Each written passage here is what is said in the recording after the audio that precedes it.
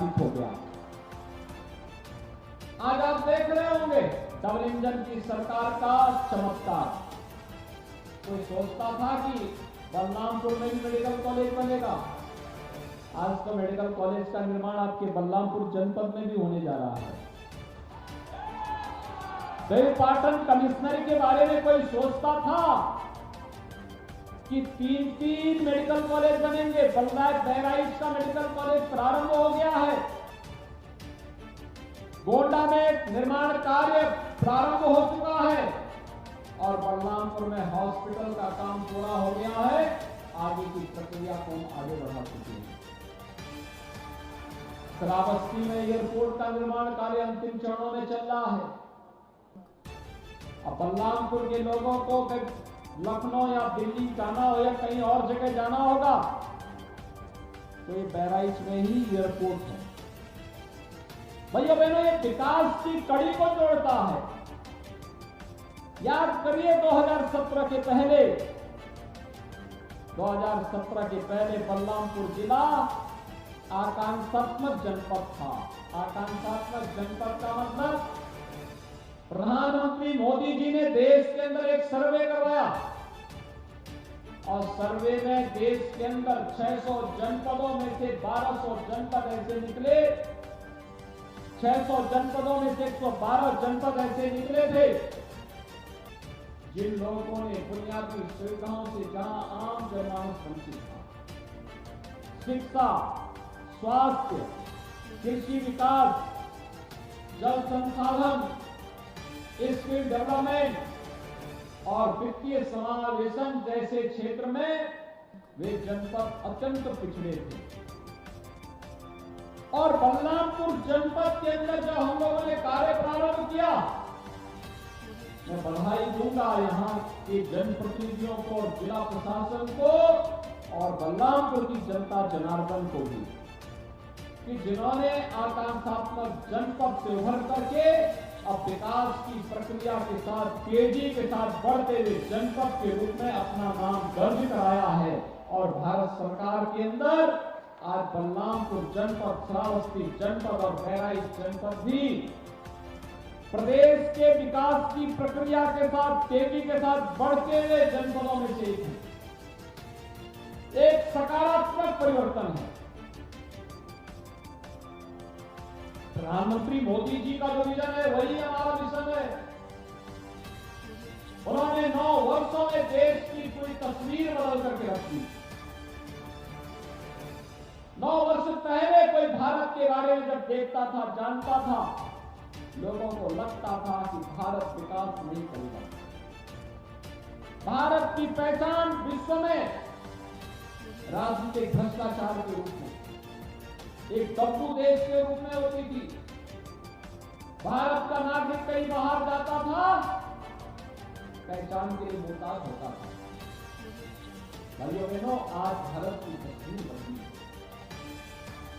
आज भारत का नागरिक कहीं जाता है दुनिया के अंदर, सम्मान की निगाहों से देखा जाता है। आज दुनिया के अंदर कहीं संकट होता है तो संकट मोचक के रूप में, संकट निवारक के रूप में अगर किसी की ओर देखा जाता है तो प्रधानमंत्री मोदी जी की ओर देखा जाता है, भारत की ओर देखा जाता है। रूस और यूक्रेन का युद्ध रहा हो या अभी सूडान के अंदर आंतरिक संघर्ष, जब दुनिया के लाखों लोग आते थे कैसे बचाया जाए, प्रधानमंत्री मोदी जी ने सूडान के अंदर ऑपरेशन कावेरी शुरू कर दिया। अफगानिस्तान के अंदर अमेरिका भाग रहा है और भारत अपने नागरिकों को सुरक्षित निकाल रहा है। यह दृश्य भी दुनिया ने देखा है।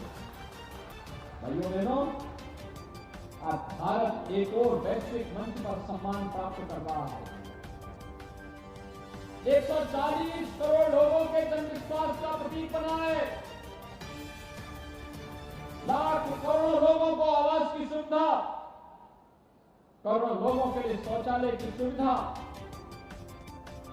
करोड़ों लोगों को रसोई गैस का कनेक्शन, करोड़ों लोगों को विद्युत का कनेक्शन, 60 करोड़ लोगों को स्वास्थ्य बीमा का कवर, 5 लाख रुपए सालाना स्वास्थ्य बीमा का कवर और 80 करोड़ लोगों को फ्री में राशन की सुविधा। तो दुनिया के अंदर कहीं और नहीं हुआ, अकेले भारत में हो रहा है। और भारत जब बदल रहा है, आज इंफ्रास्ट्रक्चर डेवलपमेंट के बड़े बड़े कार्य हो रहे हैं, एयरपोर्ट बन रहे हैं, मेडिकल कॉलेजेस बन रहे हैं, बड़े बड़े संस्थान बन रहे हैं। सरयू नहर राष्ट्रीय परियोजना 50 वर्ष से लंबित थी। डबल इंजन की सरकार आई, आज सरयू नहर राष्ट्रीय परियोजना पूरी हो गई है। एक साथ एक मुश्त पैसा दिया, कार्य पूरा। कोई सोचता ही नहीं था बलरामपुर में मेडिकल कॉलेज बनेगा, और मेडिकल कॉलेज को हम अगले वर्ष तक प्रारंभ कर ही देंगे। अब तो इस कमिश्नरी के लिए हमने विश्वविद्यालय भी दे दिया, मां पाटेश्वरी के नाम पर विश्वविद्यालय भी। कोई सोचता था विश्वविद्यालय के बारे में? कोई सोचता था? भाइयों बहनों, यहां पर तो मैं जब आता था 17 के पहले, तो मुझे गोंडा से देवीपाटन मंदिर पहुंचने में 4 घंटे लगते थे। आज मात्र, अभी मैं पिछले दिनों आया था नवरात्रि के पहले दिन, मात्र 45 मिनट में मैं गोंडा से मंदिर में पहुंचा था, मात्र 45 मिनट में। आप सोचिए, वे कौन लोग थे जो सारा पैसा हड़प जाते थे? सड़क का पैसा, बिजली का पैसा, गरीब के आवास का पैसा, नाली और गलियों का पैसा, ये सब हड़पने वाले लोग कौन थे? इन माफियाओं को उठा उठा करके आज हमने जेल के अंदर, सीखों के अंदर बंद करके रखा है। ये जो लूटते थे और फिर छाती चौड़ी करके चलते थे, आज आप देख रहे होंगे गले में तख्ती लटका करके जान की भीख मांगते हुए फिर रहे हैं। ये है नया उत्तर प्रदेश। बिना भेदभाव के हर गरीब को मकान की सुविधा मिल रही है, बिजली का कनेक्शन मिल रहा है, उज्ज्वला योजना का रसोई गैस का कनेक्शन उपलब्ध करवाया जा रहा है, 15 करोड़ लोगों को फ्री में राशन की सुविधा का लाभ भी दिया जा रहा है, 10 करोड़ लोगों को आयुष्मान भारत के अंदर 5 लाख रुपए प्रतिवर्ष स्वास्थ्य बीमा का कवर भी दिया जा रहा है, और नौजवानों के लिए रोजगार भी है। पहले ये माफिया नौजवानों को बहका करके उनके हाथों में तमंचे पकड़वा देते थे। हमने कहा तमंचा नहीं, नौजवान के हाथ में टैबलेट होना चाहिए, टैबलेट। और हमने माफिया को तो किया अंदर, लेकिन नौजवान को 2 करोड़ नौजवानों को टैबलेट दे रही है सरकार। ये डबल इंजन की सरकार दे रही है। हर घर नल की योजना पहुंचाई जा रही है, स्वास्थ्य की सुविधा उपलब्ध कराई जा रही है। और भाइयों बहनों, ये लाभ और भी गति से तब प्राप्त हो पाएगा जब डबल इंजन के साथ तीसरा इंजन ट्रिपल इंजन के रूप में जुड़ेगा ना, फिर विकास के कार्य को और गति दी जा सकती है, और गति दे सकती है। हमारी नगर गंदगी में ढेर क्यों रहेंगे? नगरीय क्षेत्रों में जन सुविधाओं के लिए लोग आते हैं, वहां शोरों का आतंक क्यों रहेगा? नगर सेफ सिटी के रूप में रहने चाहिए और स्मार्ट सिटी के रूप में उनका विकास होना चाहिए।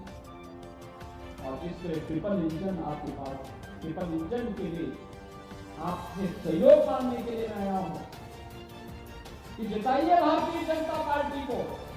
भारतीय जनता पार्टी यहां पर विकास के उन कार्यक्रमों को देगी जो कार्य किसी ने कल्पना नहीं की। याद करिए, 17 के पहले नगरीय क्षेत्र में कूड़े के ढेर रहते थे, शहरों में शोरों का आतंक होता था, कोई बेटी, कोई बहन बाजार नहीं जा पाती थी, स्कूल नहीं जा पाती थी और व्यापारियों से रंगदारी वसूली की जाती थी। आज कोई रंगदारी वसूली करेगा क्या? आज करेगा तो उसको मालूम है फिर क्या हो जाएगा। आज कोई व्यापारियों से रंगदारी वसूली नहीं कर सकता, किसी बहन और बेटी की इज्जत के साथ खिलवाड़ नहीं कर सकता। आज किसी शहर में कूड़े के ढेर नहीं रहेंगे। इसका मतलब सिटी होगी स्मार्ट, सिटी होगी सेफ सिटी और रंगदारी नहीं बल्कि व्यापारी के कल्याण के लिए व्यापारी कल्याण बोर्ड और साथ साथ प्रधानमंत्री स्वनिधि योजना से ब्याज मुक्त ऋण उपलब्ध करवाने का कार्यक्रम होगा और ये चल रहा है। नई नई नगर पालिकाओं का गठन हो रहा है। आपके यहां पर भी तो 2 नगर पंचायतों का सीमा विस्तार हुआ है और गैसड़ी भी अब नगर पंचायत बन गई है। गैसड़ी को भी अपने नगर पंचायत बना दिया है। अगर सेलू वहां से विधायक हो गए होते तो और भी चमत्कार हो गया होता।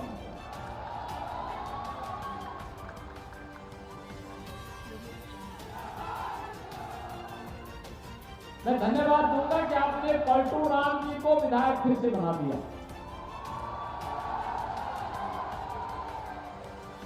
और नाम प्रताप को भी बना दिया और शुक्ला जी तो खैर तुलसीपुर से थे, उनको तो होना ही था। लेकिन अगर सैलू भी हो गए होते तो गैसड़ी भी स्मार्ट सिटी के रूप में चमक रही होती। और भाइयों बहनों, इसीलिए आज मैं आपके पास आया हूं आपसे कहने के लिए। देखिए, भाजपा ने बहुत अच्छा प्रत्याशी आपको दिया है। यहाँ पर बलरामपुर में हीरो को बनाया है प्रत्याशी और जैसे धीरू ने अपनी सेहत बनाई है ऐसे बलरामपुर की भी सेहत बनाएंगे।